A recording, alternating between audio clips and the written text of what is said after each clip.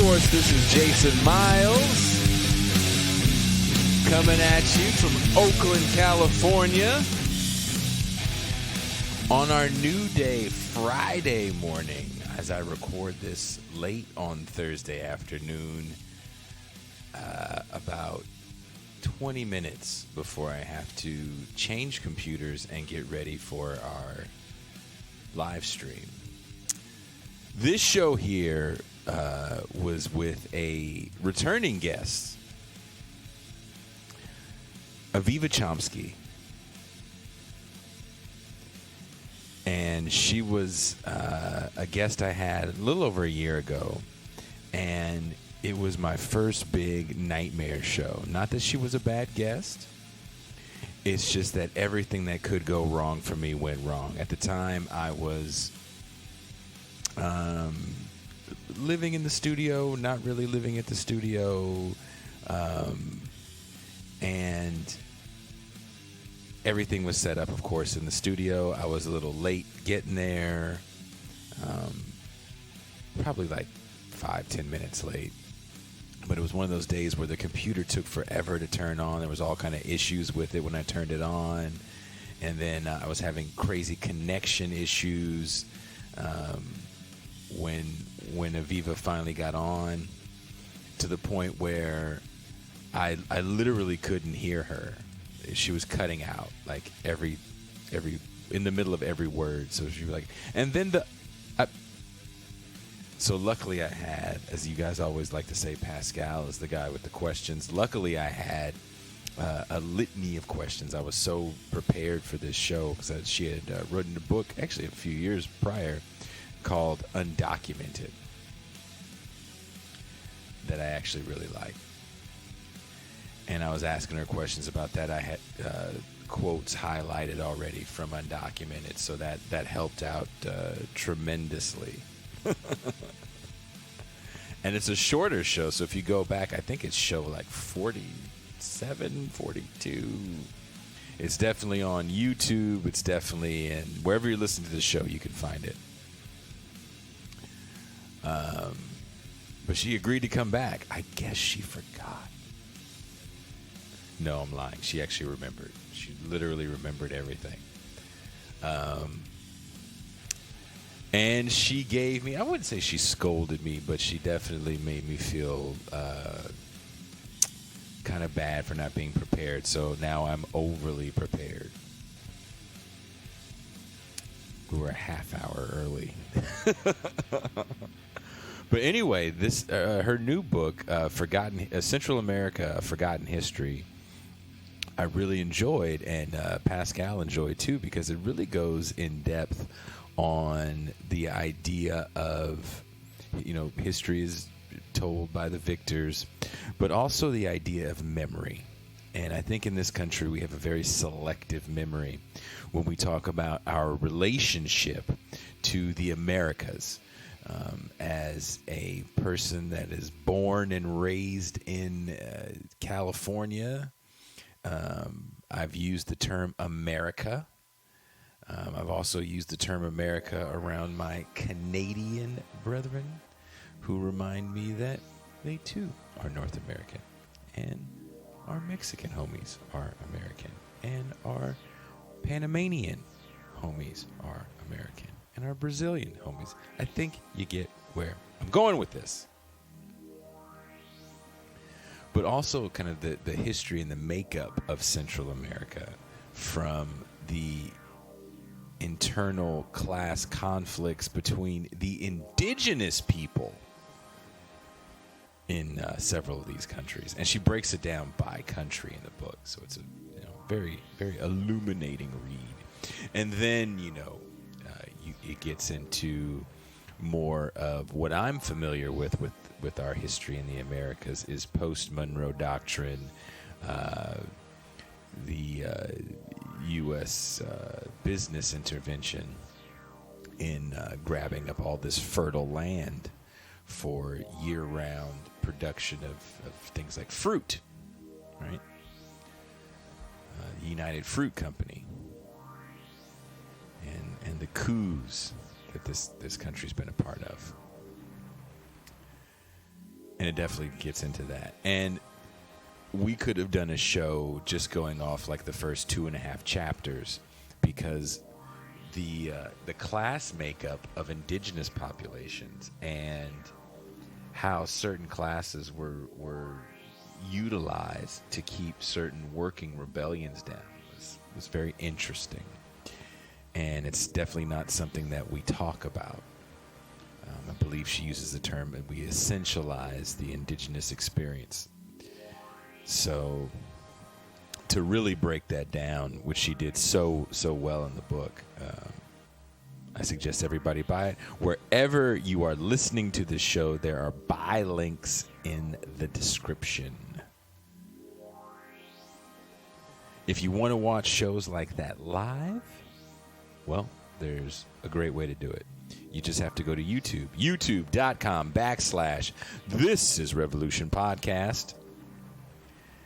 And you can be part of this new blossoming This is Revolution Podcast chat community that we love so much. And if you're a patron, well, you get to call in the bonus patron half. And we didn't get Avi to come with us. It was a little late. But Pascal and I just couldn't do the show without doing a bonus patron end, and we did a bonus patron end for a little longer than we thought, where we actually got into a bit of a kerfuffle, a bit of a beef over the likelihood of another Trump presidency. If you want to hear what sides we took on the possibility of what 2024 will look like, then you have to be a patron. Patreon.com/Bitter Lake Presents. Again, wherever you're listening to this, there is a link in the description to the Patreon, to all the social media. Tuesday, Thursday, 6 p.m. Pacific time. Saturday, 9 a.m. Pacific time. Those are the days and the times that we live stream. I'm going to move out of the way so you guys can enjoy our discussion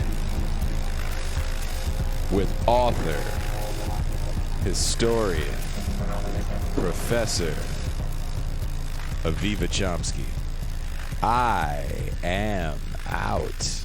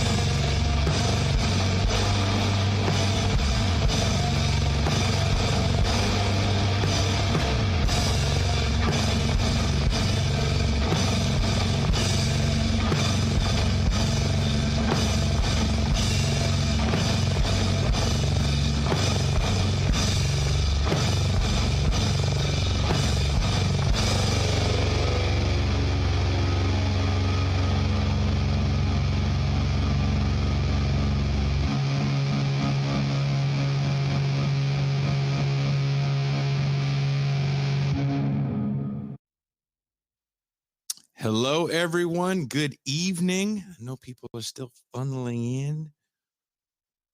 Come on in. It's a safe space. Good evening. This is Revolution Podcast. I am your host, Jason Miles, and let me bring in my favorite person in the whole wide world that is Haitian and that lives in Miami. His name is Pascal Robert. Peace and greetings to the chat. Peace and greetings, Jason Miles. Peace and greetings to the audience. I am the only Haitian in Miami that you know. That's not true. One of the Haitian in Miami. I'm in Miami. I played that club in Little Haiti, and I met some Haitians there. Very tough, frightening gentlemen. Little Haiti's a little rough part of town. You didn't tell me that. You didn't give me the warning. I don't think I knew you then. No, you didn't. That's okay. You know me now. That's all that matters. Today, we're going to be talking about Central America. Our guest wrote a book about the forgotten history of Central America. And I have to say, it was, I haven't finished the book. I'm not going to sit here and lie and say I finished it. I didn't finish it. But blown away by a lot of the history in it. The first few chapters, actually. Did you know a lot of that stuff about the Native Americans, Pascal? No, I did not. This is a really, really interesting kind of discussion of internal class conflict that exists amongst Native Americans. That I highlighted a bunch of the internal. There's a lot of class conflict that our guest pointed out. So before we bring our guest on, of course, we make a little intro video. So here it is. Enjoy. My name is David Grossberg, and I'd like to know, do you think the children of illegal aliens should be allowed to attend Texas public schools free, or do you think that their parents should pay for their education? Who are you addressing that to? I think you're first in this. Looking right at you. I said he was.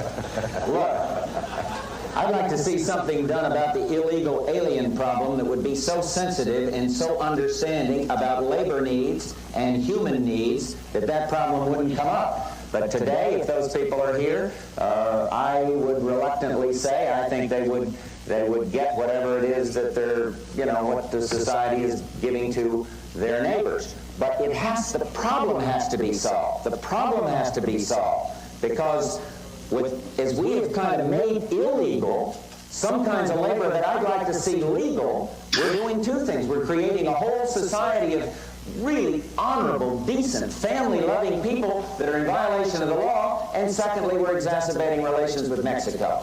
The answer to your question is much more fundamental than whether they attend Houston schools, it seems to me. I don't want to see if they're living here, I don't want to see a whole thing of 6- and 8-year-old kids being made, one totally uneducated and made to feel that they're living with outside the law. Let's address ourselves to the fundamentals. These are good people, strong people. Part of my family is a Mexican.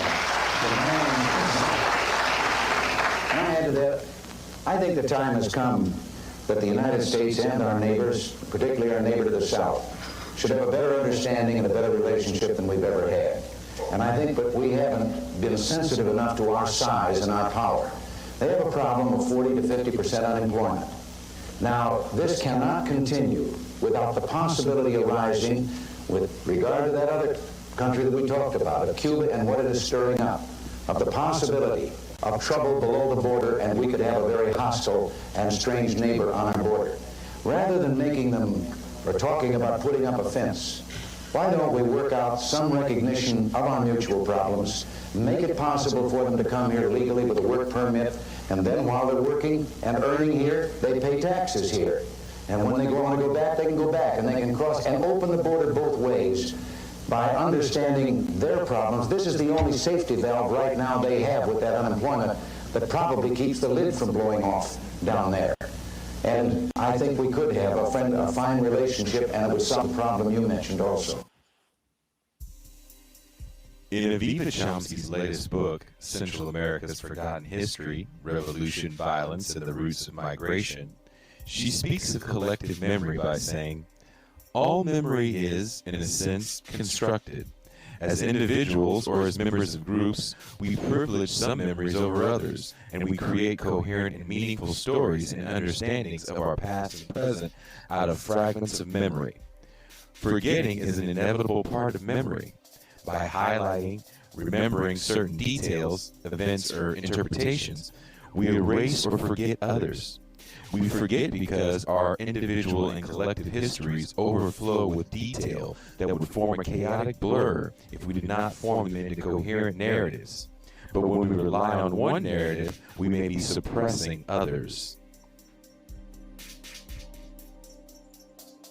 The obvious intervention of a foreign power, because these homegrown parties are not really homegrown. They're being funded or advised by a foreign power, i.e. the Soviet Union.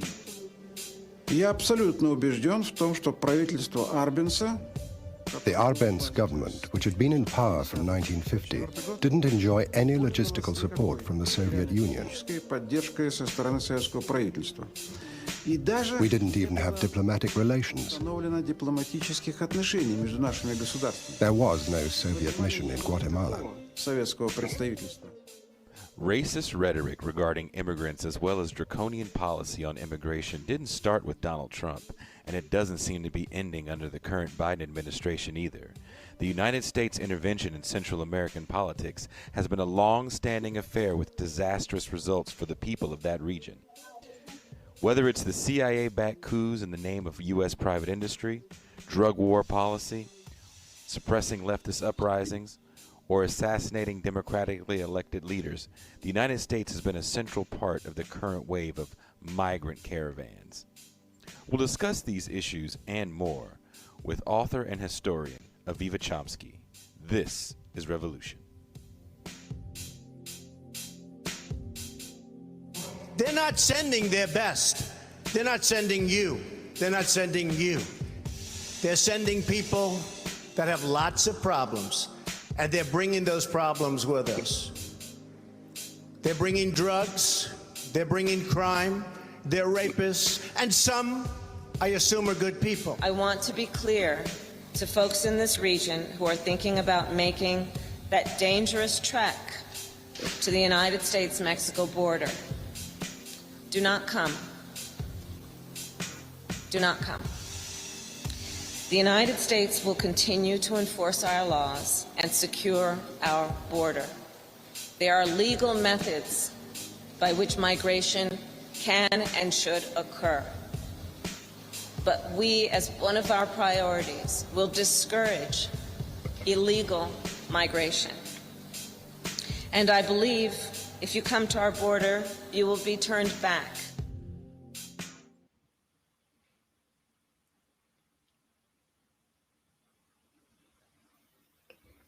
No sound, Jason. I had to mute myself because there was an echo. Without any further ado, let's bring in our guest, Aviva Chomsky.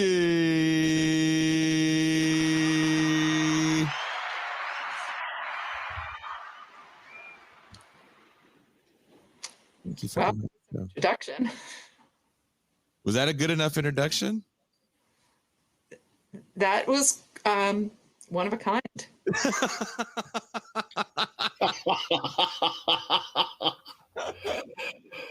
Oh. Well, let's just cut right to it, Pascal. Professor Chomsky, in reading your book, you really talk about how memory by nation states is often forgotten conveniently to perpetrate certain narratives, activities, behaviors. And one of the things that I was thinking about in the context of your book, and I asked this question, is it really a forgetting or is it really a manipulation of facts? Because sometimes I ask, were Americans ever really taught these things to forget them in the first place? Or is it that, and of course we're going to focus on the United States in an extent, but is it that the nation-state project in and of itself is about creating a narrative to propagandize a certain project? And that no matter what the nation-state is, we can't escape that process? Definitely. That's a really good question. I mean, the nation state, the making of a nation state, that process is a process of myth making, right? It's a process of selecting from the past and promoting a particular narrative of the past. But I guess when I talk about forgetting, I'm not talking about an individual, like you, Pascal, learned this and then you forgot it. I'm talking more about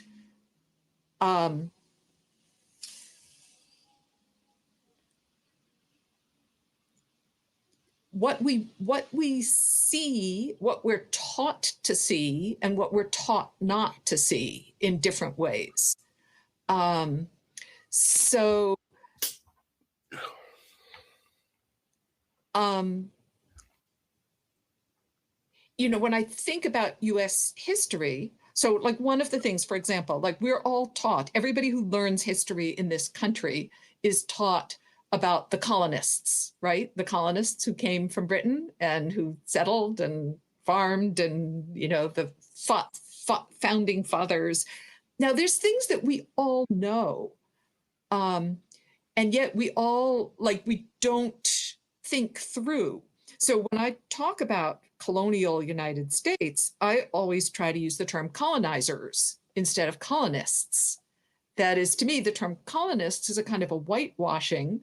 Like, these were colonizers. They were people who came to take land that belonged to somebody else, and to expel or exterminate or enslave the people who lived there. That's colonialism. They were the colonizers.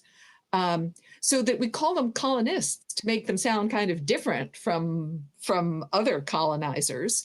And then when we move forward in history, and the version of history that children are taught in schools kind of begins with colonists, and then it kind of jumps to the American Revolution. That the American Revolution, so like everybody knows that they were colonizers, but we don't know it at the same time that we know it. We jump to the American Revolution, and we're taught that it's a revolution against colonialism. It's a revolution for freedom. But we also know at a certain level that it was actually the colonizers who carried out this so-called revolution, right? It was white, British, English-speaking, Europe. Property owners. People, property owners, land surveyors, slave owners, were the people who carried out this revolution. We all know that, and yet we think that we're taught to think that it was a revolution against colonialism. And, if we kind of move the chess pieces around on the boards in our minds, we can see very clearly, no, this wasn't a revolution against colonialism. It was a revolution, if you want to call it that. I wouldn't exactly, but it was a movement led by colonizers in the interests of promoting colonialism. It wasn't against colonialism at all. It was just, in fact, it was the British who were trying to pull back on their colonial project in North America, because they had other more lucrative things going on. And so the colonizers here wanted a freer reign to continue their colonial project. So it's not forgetting in that you learned something and then you forgot it. It's forgetting in that you are taught to put the facts together in certain ways and to draw certain meaning from the facts, even if you also know at another level that there's more to the story than that. Fascinating. One of the things that you also say early on in the book, and I never have thought about this, and I really would like you to elaborate on it for our audience, is that you make a distinction between the Anglo-American, North American settler colonial project and the nature of Spanish occupation of Central and South America. Can you elaborate on the distinction between the two? I understand it when you read it, but I really would like you to talk about that for our audience, because I've never heard that distinction. And frankly, I found it fascinating. It was very educational for me.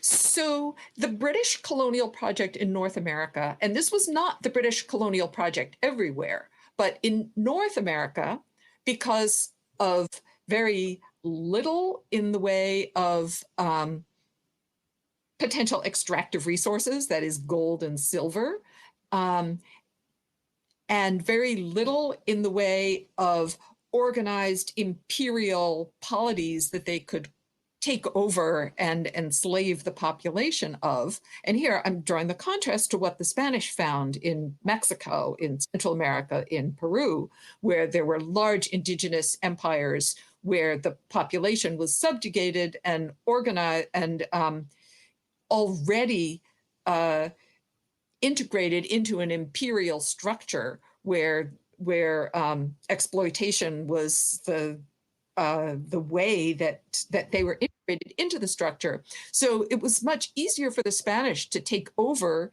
these empires and sort of insert themselves at the top, whereas the British colonizers in North America were engaged in what historians call a settler colonial project. And it wasn't only in North America, it was also in Australia, in New Zealand, to a lesser extent in South Africa, where the goal of colonialism is not to rule over and extract from the native population, but rather to eliminate, dispossess, displace, and replace the native population with a white settler population. So settler colonial societies are very pro-immigration. Immigration means bringing more white settlers over. They're expansionist, and they basically engage in genocide because their goal is to eliminate and replace the native population. So we see this happening under British colonialism in North America, in Australia, in New Zealand, and to a certain extent in South Africa, where the native population needs to be moved out in order to make room for this large white immigrant population. Go ahead. So the distinction is that the Spaniards were willing to govern over a native indigenous population and extract wealth and resources from them in primitive accumulation, while the British or Anglo-American settler colonial project was about basically a population replacement and complete and total removal or genocide of native populations and repopulating them with white citizens, and then continuing on with the primitive accumulation. Can you elaborate as to what were the factors that caused that to be? Is that something that is social, cultural, the nature of the Protestant work ethic versus the Catholic work? What made those phenomena? Not at all. That is, the British also engaged in what we could call classic or traditional colonialism. For example, in India, where there is these large, dense, hierarchically organized populations, and the British send small numbers of British rulers over to extract resources and labor from the existing population. So it has a lot more to do with what's on the ground that colonizers find, whether they are forced to, how their colonial project works out. And really, I mean, we can see three different ways that the British colonial project worked out. In India, for example, which is much more similar to the Spanish project in Spanish America, say Mexico, Central America, Peru, comparable to the British in India, the British in the Caribbean, and to a lesser extent in the southern United States, because this happened more after independence, but because there were resources to extract there in the Caribbean and in the southern United States, and in this case, it wasn't mineral resources, it was plantation agricultural resources, sugar, tobacco, cotton.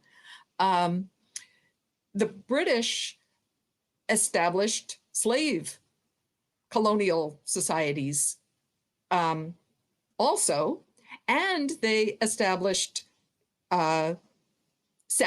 immigrant-based settler colonial societies. So it really depended on demography and resources, whether there was an indigenous population that could be coerced into labor, and whether there were resources that could be extracted for profit and sale back in Europe. Fascinating. Jason, do you want to jump in with anything? Sorry. I did want to ask a question about, again, early on in the book, you actually talk a lot about the native struggles. And I'm not going to lie, most of what I know about Central America pretty much starts with U.S. intervention. Monroe Doctrine to United Fruit Company. is where my history comes in. So your first 2+ chapters were kind of very illuminating for me. I have highlights all over the place. I'm so flattered. But I'm going to try to not. I'm not trying to be funny. I really have highlights all over the place. Early on in the book, you say they needed Indian workers and peasants to supply them with labor and tribute, and they needed Indian flocks to be converted. Paradoxically, they needed Indians to be Indians at the same time. They needed to define all that was Indian as inferior and in need of Spanish domination. While traditional accounts of the Spanish conquest of Central America generally attribute to the military leader Pedro de Alvarado, just as the conquest of Mexico is attributed to Hernan Cortez, or the discovery of America to Christopher Columbus, that tale is only one kind of memory making. More recent historiography of the conquest challenges the conquistador myth in several ways. In fact, Mexico and Central America have been home to rival and sometimes warring empires for hundreds of years before the Spanish arrived. The celebrated Spanish military conquests were actually carried out primarily by rival indigenous groups rather than by small Spanish force that accompanied them. The Spanish may have thought they were using native allies, but indigenous groups were using the Spanish newcomers for their own purposes. In the long term, the Spanish indeed came to dominate, but the long-term process has come to distort our memories of what we term the conquest. One thing that really kind of, and Pascal and I were talking about this, were the class issues between the native tribes. And again, when you talk about erased history, I had a person on the show 5 months or so ago, 6 months or so ago, that actually did a lot of work in Guatemala with the native populations there. And I'm sure people that were following the whole situation with the child separations ramped up under the Trump administration. A big issue that Border Patrol was having was a lot of people are coming from these native populations and there is no translator for them. Can you tell us a little bit more about the class makeup of some of these native populations? Yeah. So, and the terminology that we use primarily in Latin America would be indigenous, and also the term tribe, which is definitely used in the United States, but not so much in Latin America. So,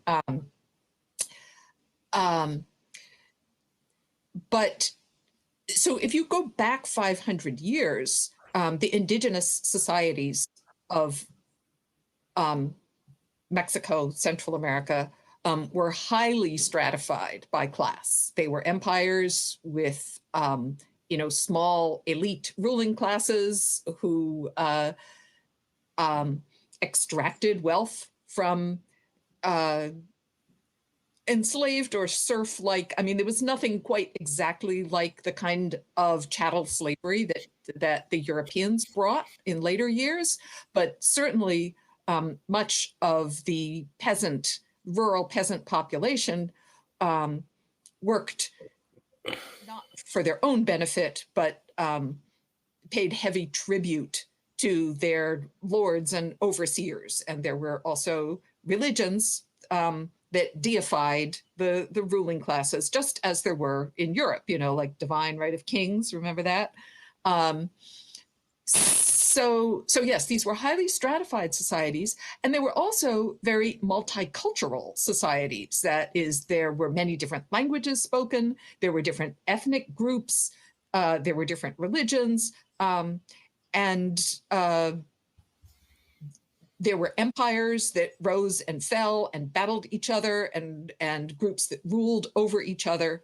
So, it was anything but a peaceful, harmonious, unified, indigenous people. They didn't think of themselves as a single people. That's something that comes much, much later after generations of colonialism, of sort of being turned into a more unified sense of indigeneity, and maybe not even until the present. So So, when I talk about the conquest, much of the recent work on the conquest looks at, historians have been asking for a long time, how is it that such a small number of Spaniards could conquer these enormous, well-armed empires? And there's been all kinds of different theories thrown around, but, was it their superior technology? Was it their superior culture? Was it that the indigenous people just gave up because they thought that the Spaniards were gods because of their advanced technologies? The role of disease, of course, is very important, and I'll talk about that again in a minute, but that's also been been put forth as a potential explanation for the conquest. That is, the Spaniards won because they brought all of these European, and not just European, but I would say Afro-Eurasian, because if you think about the intercommunicated world and, having just lived through a pandemic, we all know how diseases travel. When people travel, diseases travel with them.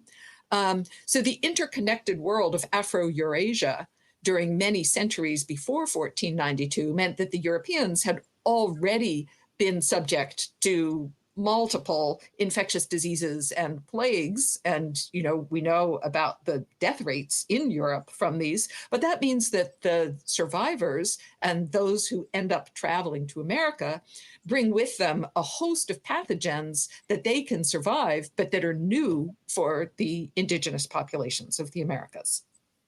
So that did play a huge role. But what the Europeans don't understand is that there's internal dynamics and politics going on here, and that they, in a way, are being, the very small numbers of Europeans, because of their superior technology, which they did have, weapons that the indigenous people did not have, that they're seen as a potential ally in inter-native struggles that are going on. So, and it's really over time, I think, that the role of disease becomes much more important in the Spaniards emerging on top of this system that is finally established. But, at all kinds of levels, indigenous society was and continues to be class stratified. But what happens as a result of the long term of the conquest, there's a huge demographic collapse. That is, 90% of the indigenous population dies in the first 150 years after the so-called conquest. And that's partly how the Spanish emerge in control over the indigenous people who were using them at the beginning, is just simply the death rate and the collapse of organized society with that level of population decline. So I keep getting distracted by looking at the chat. I need to stop looking at it and continue my train. The chat is like kryptonite. Don't look at the chat. I know. Can't I close it? You want to address people that are like talking. Oh, I know. Don't do it. No, trying not to. But maybe if there's some really important questions coming up there, you can bring them back to me. I'll put up any pertinent questions. I promise. So there is a sort of. So I mean, there's both a mingling of Spanish and indigenous elites, and there's a general flattening of the class structure of indigenous population over time, so that indigenous, and with the mixing of elites, indigeneity becomes more and more over the centuries associated with belonging to the rural poor, the servile rural poor, those who serve their masters, those who pay tribute. Now, certain indigenous elites are exempted from paying tribute, but the association of, for the Spanish, governance is under the idea of two republics. There's the Republic of Spaniards who have rights and the Republic of Indians who are people who don't have rights and people who pay tribute.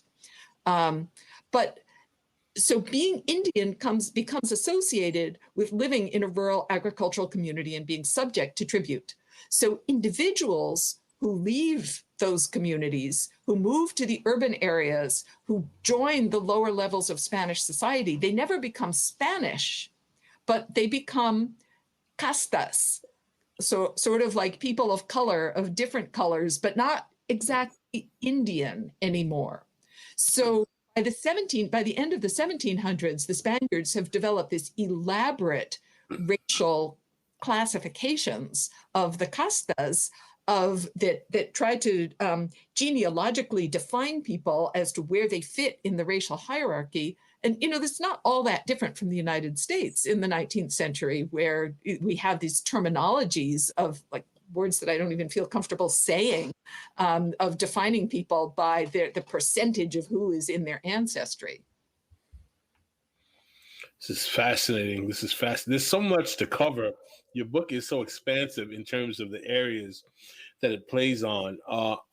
I'd like to really kind of move somewhat into an area that you can elaborate. There's a current controversy going on about Texas history and Texan history overall, about what was the motivation behind. You couldn't wait to do this. You couldn't. You would like wait till towards the end of the show, but you just couldn't wait. No, this is an important. We're really skipping a few centuries here. He wants to get right down to it. Once you had that off-air conversation with him and he mentioned this, his eyes lit up like Oreos when you did that. The question I want to ask is, according to your understanding, what was the motivation of the colonialists in Texas separating from Mexico? Was it that the Mexicans were trying to outlaw slavery in the state, and that was a motivating factor behind why the European colonialists wanted to become independent? Or was it simply because they wanted economic autonomy on their own? Because this is something I see a lot of reactionary right-wingers are discussing. And we can pivot back to the U.S. America's history with Central America, but we're talking about, native populations, Mexico and Europeans. I'd like to really hear your thoughts on that, if you can really elaborate. So, let me just go back to what I was saying about settler colonialism and other things we know about central colonialism, but we forget. Like, we know them, but we kind of push them aside because they don't fit into our narrative. So, if you follow the argument made by Gerald Horne, who we were also talking about earlier, that what we call the American Revolution was actually a counter-revolution. It was a pro-colonial revolution. It was a pro-slavery revolution. It was not a revolution by the people who had been colonized, that is, the Native Americans and enslaved Africans and African Americans. And, here I draw the contrast with the Haitian Revolution, which happened just a few years after the so-called American Revolution. And I say so-called because when you're talking about Latin America, it's really difficult to use the term America to refer to the United States. Since America, for Latin Americans, America is the entire continent, North and South. It's one single continent, and everybody who lives in what we would call the Americas is American. And yet the term American Revolution is so deeply embedded in us, it's hard to call it anything else. So that's why I was calling it the so-called American Revolution. The Haitian Revolution was carried out by the people who had been colonized, that is, the Africans and Afro-descended peoples of Haiti. And their revolution was a revolution to overthrow colonialism, that is, to drive out their French colonial masters, to end the plantation system, to end slavery. That's completely the opposite of the US American Revolution, which was a revolution to entrench the power of the colonial masters, to entrench slavery, and to promote expansionism. So immediately after independence, the newly founded United States sets about colonialism, colonization, we call it expansion, we call it manifest destiny, we call it westward expansion, all of these kinds of euphemisms.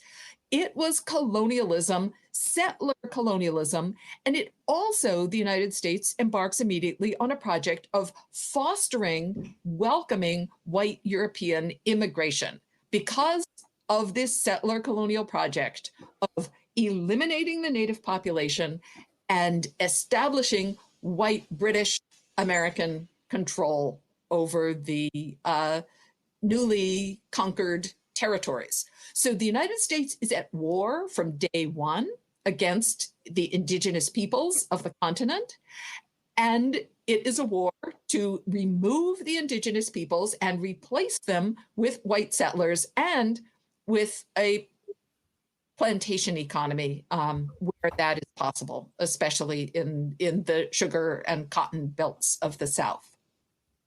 So the U.S. Anglo-Americans who go to Texas are part of this larger expansionist project. So they initially accept Mexico's, and the new United States has recognizes Mexico as a country the way it does not recognize native peoples as countries or nations with rights. But so the expansionists who go to Texas are not all that different from the expansionists who go to Nebraska, from the expansionists who go to Minnesota, from the expansionists who go to California, from the expansionists who go to Nicaragua. Having this, so native people are simply to be removed, eliminated. Mongrel people, as they consider Latin Americans, Mexicans, Nicaraguans, hopelessly mongrel people, as the US Congress describes them when trying to decide who is eligible for citizenship. Because remember, of course, that only white people are eligible for citizenship in this new United States. We all know that too, but we still don't think it is a settler colonial country, but of course it is. So how to deal with Mexico, Nicaragua? Are these sovereign nations that have rights, or are they mongrel people who need to be dominated by the superior races, the white, especially Anglo-American races, as they thought of themselves? So those who settle Texas initially accept Mexican conditions, but they also are clearly engaging in part of the settler colonial project. Does that answer your question? So on the issue of slavery, was part of the problem that Mexico, what I know, was actually interested in abolishing slavery and they wanted to continue with the project? Yes, but that's only, yes, Mexico abolishes slavery as shortly after independence. The United States is one of the very last countries to abolish slavery. After the United States are only the two remaining Spanish colonies of Puerto Rico and Cuba, and Imperial Brazil. Every other country of the world has abolished slavery. Britain abolished slavery in its colonies decades before the United States did. So, if you say, well, so if there had been no American Revolution, slavery would have been abolished in the 1830s instead of in the 1860s. Fascinating. Jason, you want to jump in? I can. I know we only have a very limited amount of time, and I kind of wanted to fast forward because, again, this book covers a lot that we don't talk about, which is that indigenous history of the early makeup of what we call Central America. Can we fast forward a little bit to, let's go beyond the Monroe Doctrine, and can we get at the turn of the century when U.S. has some major agricultural interests in Central America specifically? in the video that we made, I actually had took an excerpt from. I have to watch a lot of documentaries to pull this footage. And there was an interesting documentary that was made actually from the BBC, is where that came from, and you talk about it in your book as well. And of course, the great Vijay Prashad talks about it in his latest book, is the U.S. CIA's involvement in a lot of these overthrows.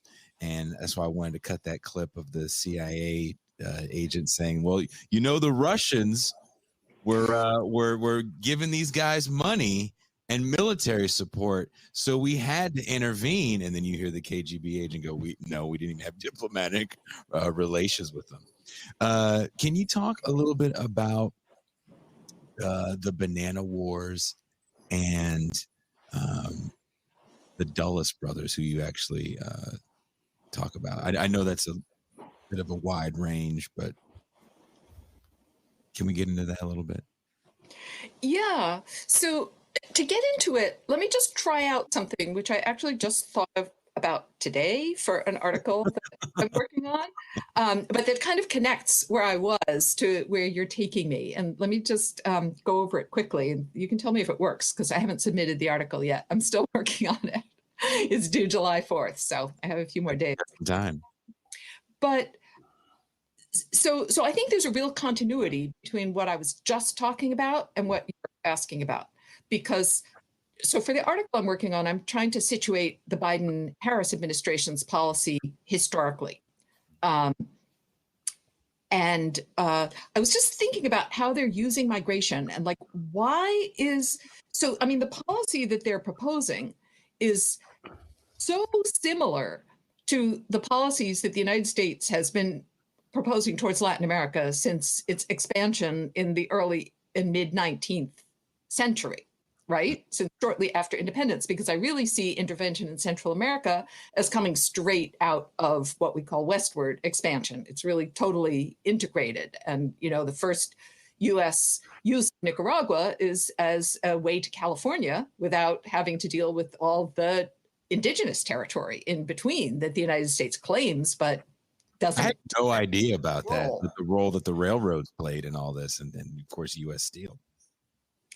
So, the consistency of the policy is foreign investment and military intervention to back up the foreign investment, to ensure cheap labor, easy access to land, and to crush any resistance to this policy, the cheap labor policy of economic development. That is, we're going to invest there, and then we're going to protect our investments. And that's basically, the Roosevelt corollary, dollar diplomacy, the banana wars, all of that is under those auspices.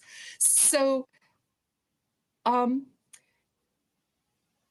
but the ways that these policies are sold to the American public and the ways that they're rationalized to the policymakers themselves change over time. So I look at 4 different phases of the rationalization of the exact same policy. So the first phase is the savages phase. These are all savages, and this is how it grows directly out of U.S. policy toward the Native American peoples. Central Americans are kind of like, kind of like Native Americans. They're savages. They don't know how to govern themselves. They don't know how to make the right kind of economy. So we need to bring progress to these savages by foreign investment and military control. So the second phase is the communism phase. And this is what starts after World War II. So I would say the savages phase really goes from the mid-1800s to the mid-1900s. The post-war policy is the anti-communist policy. Again, that's the rationale that governs the exact same foreign investment, low wages, and military intervention to put down any kind of protest against our companies bringing progress to these countries. But now, instead of, it's savages, so we have to put them down and kill them, it's, they're communists, we have to put them down and kill them. Like, that's why we need to keep funneling military aid here and overthrowing governments. And then there's there's a short interlude of the drug wars where that becomes the excuse for all the intervention and for the foreign investment in the interests of economic progress that only white people from the United States can bring to these countries because they're all, transferring drugs. And now it's migration. So if you look at how Biden and Harris are framing their policy, we have to, Harris is patting herself on the back for encouraging all these private companies like Nestle and Microsoft and MasterCard to invest in Central America because that's going to bring them progress and that'll stop migration. And they need a lot of military help to stop these migrants from coming because, I'm seeing migration as a kind of a form of social protest against the conditions that the United States is trying to enforce in Central America. So when the domestic movements for social change, the wars of the revolutions of the 1970s and 1980s are crushed, then the only kind of resistance that remains is flight, is leaving, like survival. Anyway, but so that's what I was thinking about, these sort of 4 phases of rationales that cover, justify the same basic policy of progress through investment and repression. That was another reason why I tried to find some old debates. You'd be surprised if you search immigration and presidential debates. It's like every 4 years there's 2 dudes yelling about how they kind of want brown people over here, but they just don't really want brown people over here. Finding that Reagan-Bush debate was amazing because to hear George Bush yell out that there's a Mexican in his family, I snorted, laughed really loud, and woke up my child because I hadn't heard someone say that in a presidential debate ever. Well, I mean, I was also thinking about, listening to Reagan and Bush there, that, migration didn't used to be considered such a problem. It's only, but, a lot of the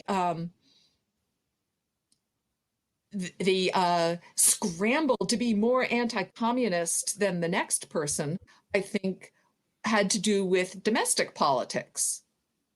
That is, Democrats and Republicans playing this out domestically, and Democrats being afraid to be seen as soft on communism.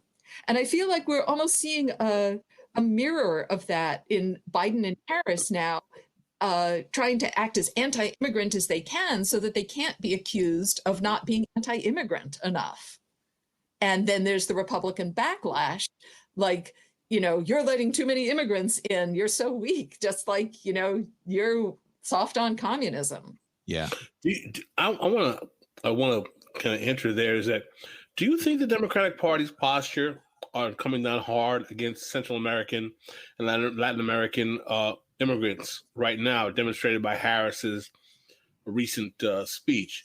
Is that a reaction to fear of being deemed soft on immigration by the Republicans, or is there a greater or deeper realpolitik, bipartisan-wise, I should say, on this issue that's existing that you could educate us on? I'm really curious as your thoughts.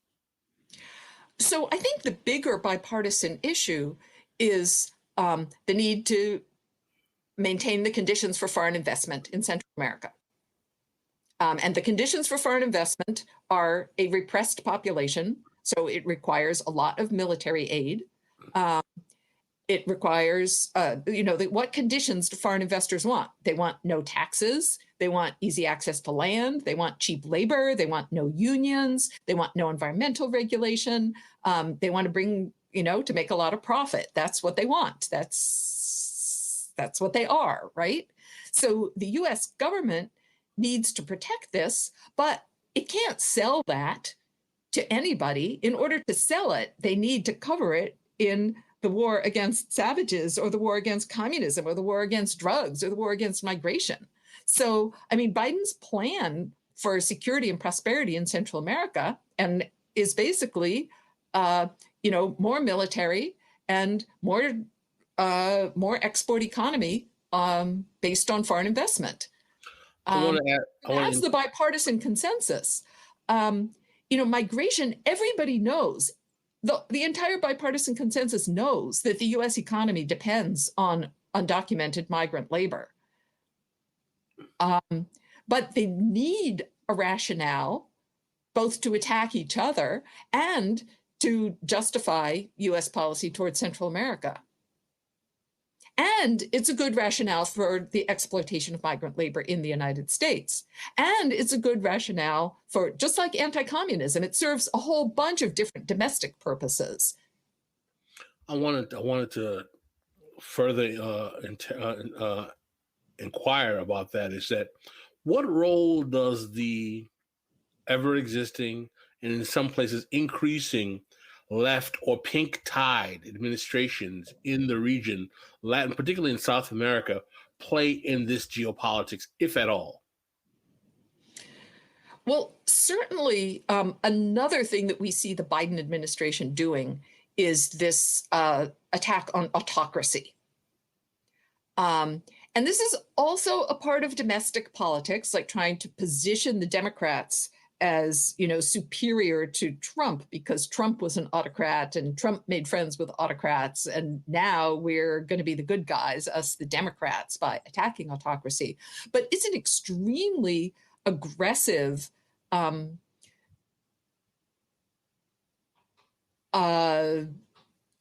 policy, that talks about us, reasserting America's leadership in the world and our competition with China, and an attack as an autocrat has become like the new epithet of communist, where people who are tagged as autocrats now are rightly fearing U.S. interventions, and trying to show that we're not soft on autocrats. So it's an extremely dangerous foreign policy positioning that Biden's engaging in, this labeling of people as autocrats. The 21st century socialism, or, the pink tide, which included, quite a variety of both socialists and non-socialists, definitely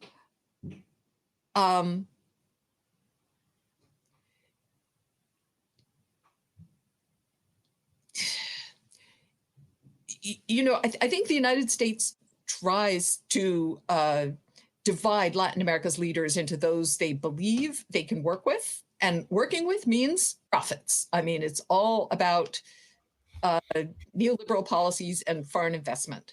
So, and it's when profits and U.S. corporations are threatened. I mean, we really haven't come that far from the days of dollar diplomacy. When the so-called rights and profits of our corporations are threatened, the government wants to step in to reassert those. Sorry, I was talking off camera. Someone, I don't know if you know the work of Jay Saki, wrote the book Settlers, The Myth of the White Proletariat. Someone, thank you for the super chat, Sean. Someone asked, how would you distinguish your work from Jay Saki's Settlers? I have to say I have not read that, so I can't really answer that question. I'm sorry. I'm writing it down, though. I haven't read it either. It's been next time I'm on your show, I will answer that question. Recommend it. Oh, we're gonna get it next time. You hear that, Pascal? I'm thrilled. I'm glad I heard that. Go ahead, ask your question, Pascal. I'm sorry. Yeah, the question I wanted to ask you is that one of the things that we discussed this in the Green Room segment, is that we have a current kind of discourse in America about critical race theory and the narrative of American history we teach in our schools, blah, blah, blah. The reactionary right wing is whining about how, the age of wokeness is causing these problems.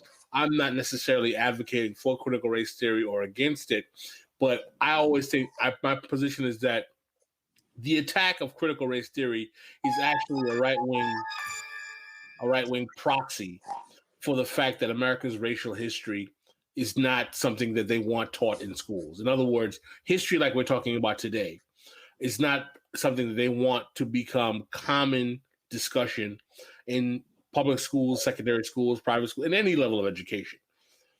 So I'd like to hear your thoughts on how, in this particular moment, this debate about critical race theory, or how it's being used to frame what is actually about America's racial history, what it means in academic sense, in political sense, or otherwise. Do you have any thoughts overall?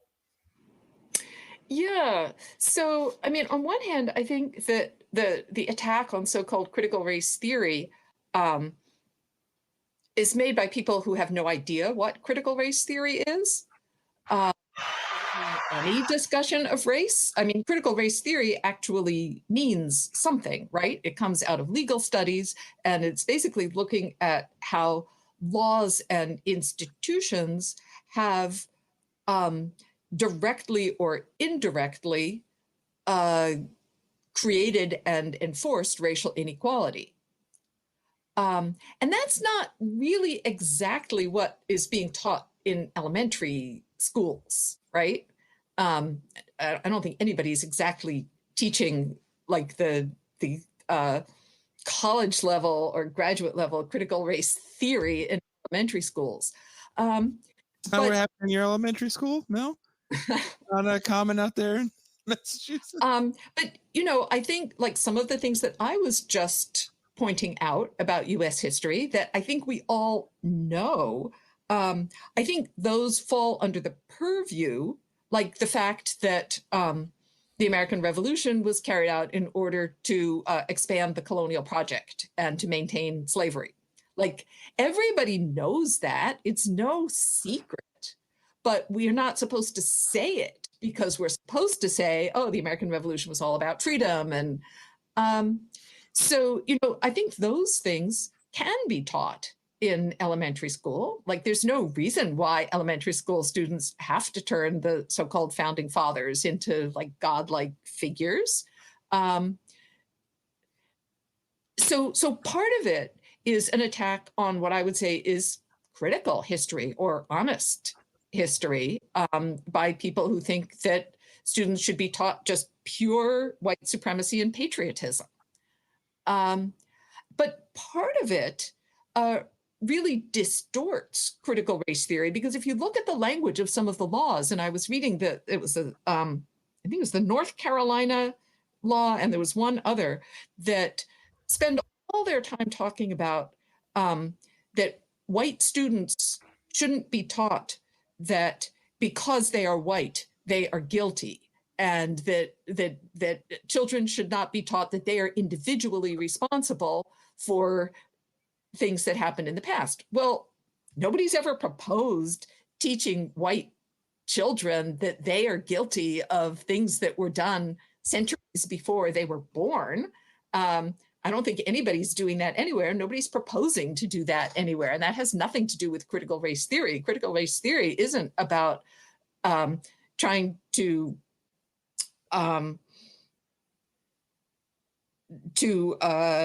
shame white people, especially white children. No, I mean, watching a little bit of the news, I mean, that's apparently what it is. I don't really get too much into that. Pascal has his opinion on it, and I think while we have Avi here, you should give Avi your take on critical race theory real quick, Pascal. I mean, yeah, give me your take, but also I'm going to have to take off in just a moment because it's late here. I think critical race theory is basically a liberal critique of American racism that does not change the material realities of capitalism, in that it demands a kind of racial inclusion that is very much liberal anti-racism, that doesn't challenge the fact that Black people are disproportionately relegated to the reserve army of labor, and capitalism is the functional problem that causes the utility of racism.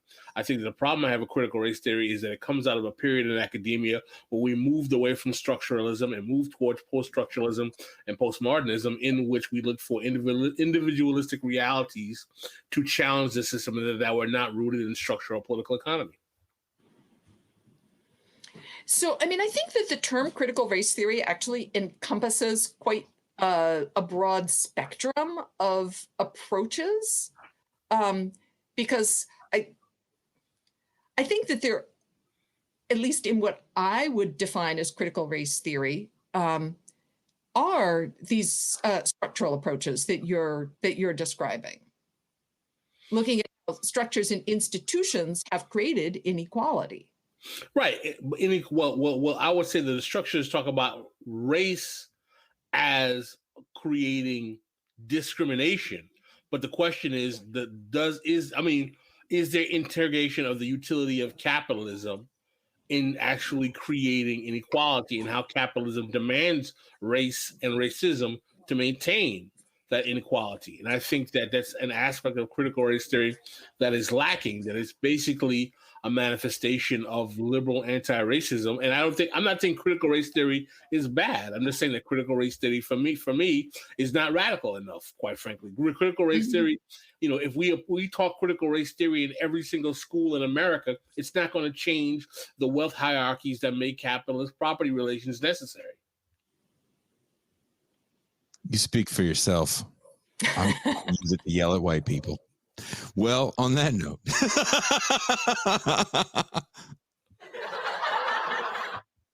Avi, thank you for taking the time to talk with us today. We actually went over an hour, so I know it's late where you are.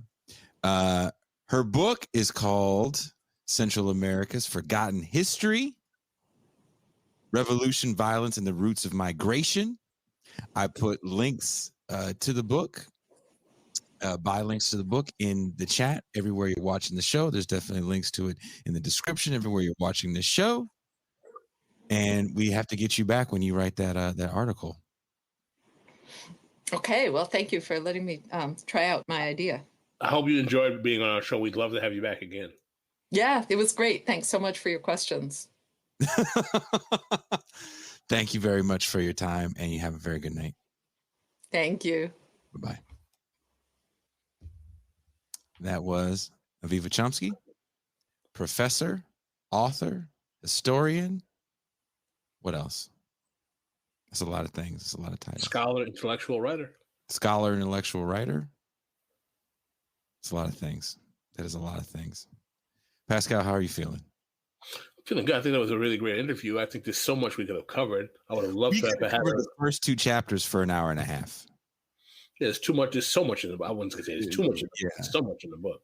I was reading. I'm just letting you guys know. I'm reading the first couple chapters, and she's talking about like the class makeup of indigenous cultures. It's blowing my mind because we totally is essentialized the right word to use?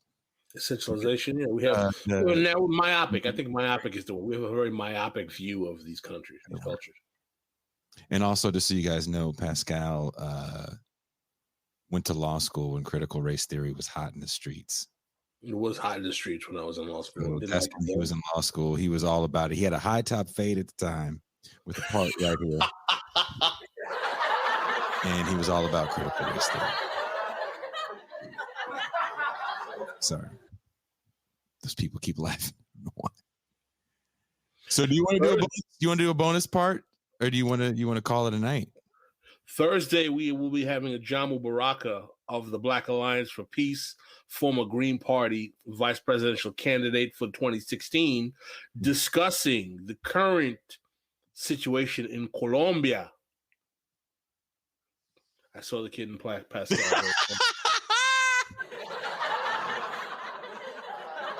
Sorry. That was pretty goddamn funny. That was pretty goddamn funny. So recently we were on the Majority Report, and now we have a lot more listeners. And I constantly get nervous that as the show grows, we're going to let you guys down. So why don't listen, we've had a busy week. Why don't we call it a night for now and get ready for the rest of the week, man? Well, also there's a special Friday show we're doing. So if you're a patron of this show, we're doing a special Friday Nerd Night show once again. I might jump in on the Nerd Night this Friday. Yes, Jason's too in love with that soundboard. I am way too in love with it. You think I should jump in on Nerd Night? Why do you want to jump in on Nerd Night? I don't know, man. Because you're my boy, man. I like hanging out with you.